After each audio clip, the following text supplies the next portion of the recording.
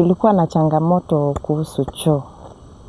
Wakati ambapo nilikujia hapa hatukuwa na choo, lakini tukawa tuko na boma. Kuishi hapa ikawa maisha ni magumu, hakuna vile unaweza enda choo kwa mtu, huwezi enda kwa jirani.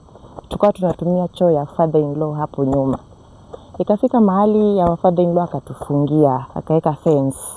Na wakati aliweka fence hivyo ikawa ngumu. Sometimes ukitaka kuenda kwa choo, unaenda unapata amekaa hapo, in fact kuna bench. Unapata amekaa hapo, inakuwa ngumu kuenda kwa choo. Sasa hapo ndio ikabidi tuunganisha mawazo, mimi pamoja na mume wangu ambaye ni baba wa watoto wangu.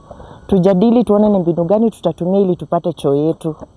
Our CHV Grace akajaribu kutuongelesha, hata ikafika wakati tukakosana. Si tunaweza sema tukakaribia kukosana, tulikosana kabisa kwa sababu ya choo. Yako wanakuja kutuambia tujenge choo, na hiyo wakati pesa bado hakuna, hatuna pesa vizuri. Sisi tukawa tunahitaji tu tujenge choo nzuri yenye at least itadumu kwa muda. Kwa sababu kama tuliangalia tukaona kama tungesema tujenge hii ya magogo ama ya matope, kidogo ingetusumbua juu kwa muda hiyo magogo pengine ingeoza, na hii ya matope chini tena kupoma chini ingekuwa inanipea stress wakati tumeingia ndani sana. Ingawaje ilikuwa gharama. Tukanunua matofali, tukanunua simiti, tukanunua mchanga, pole pole, tukatafuta mtu wa kuchimba, akatuchimbia, na ndio tukajenga hii choo yenye mnaona hapa. Na hiyo ndio ilisababisha tukajenga choo, kwa sababu hiyo changamoto nyingi ya our father in law na sisi kuenda kwa choo ikawa ngumu. Unaenda unapata amekaa hapo, unashindwa utaingiaje. Na kwa msitu hatuwezi ingia kwa msitu, hata ukisema uende kwa msitu, hata ukiwa uiname utaona ni kama kuna mtu anakuona. Unaweza ogopa kwenda kwa choo. Unajua sometimes unaweza enda kwa choo ukae muda kiasi fulani, na hapo umepata baba amekaa. Utaingia kwa choo ama utarudi? Si unarudi kwanza uone atatoka, ama utaingia ukae muda atakani kama anakuhesabia muda. Afu sasa asikie, si unaona tena ni kama aibu. Tena ni kama aibu. Sikuwa nataka vile, yani mapato ilikuwa hiyo ndio ilikuwa shida.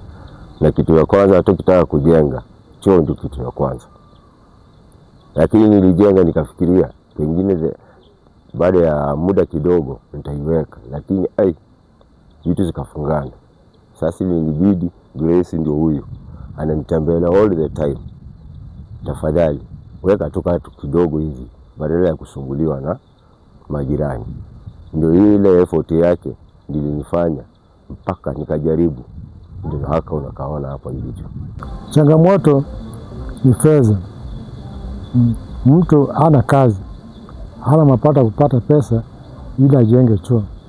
Juu akienda mahali ni kazi kama siku moja kibarua, napata kama shilingi 300 hivi. Anabidi hapo akule hapo, akunywe hapo. Hasa hapo ndio inakuwa shida ya kujenga choo. Ndio maana naona watu wengi huko hawana mapato, hawana machoo. Kuna choo hii yenye unaweza jenga ukitumia tu material ya kawaida. Choo yetu kwa hizi za vijijini, choo hii ya matope, ukiwa na pesa karibu shilingi 22,000 utatengeneza choo ya matope umalize. Ya pili ni choo ambayo imetengenezwa choo permanent. Ukiwa na pesa karibu 150,000 utajenga choo umalize. Na unaweza pata boma ambayo inataka choo 2 na bafu na ambayo imewekwa tiles. Ukiwa na shilingi kama 1,300 utajenga choo yako na ukuwe na choo ya maana, choo mzuri, na ujenge na umalize. Ukiangalia statistics, prevalences za minyoo katika kaunti ya Vihiga, tuko katika at around 10.5%, na ward mingi ama ward zote za Vihiga County, ukiangalia hiyo statistics inaonyesha kwamba zote ziko na huu ugonjwa wa haya mambo ya minyoo. Kwa hivyo ni juhudi ambazo tunajaribu kuweka katika ward zote 25 kuhakikisha kwamba viwango hizi zinarudi chini. Kando na kupeana dawa, pia tunafanya mambo mengine kama kueneza habari. Mila ni mojawapo ya vitu ambazo zina changamoto ambazo ziko katika community, ambazo zinafanya utumizi wa choo ukaweza kuenda chini. Kwa mfano ni unapopata zile jamii ambazo baba mkwe haizi tumia hata choo na mtoto, tunaita daughter in law. Utapata hapo sasa daughter in law inabidi either aende akaombe choo kwa jirani, ama hata akaende akajisaidie kichakani. na kwa mfano ikiwa ni usiku utapata huyu daughter in law hataweza kuaccess ile choo ya jirani, kwa hivyo itambidi atafute namna zingine.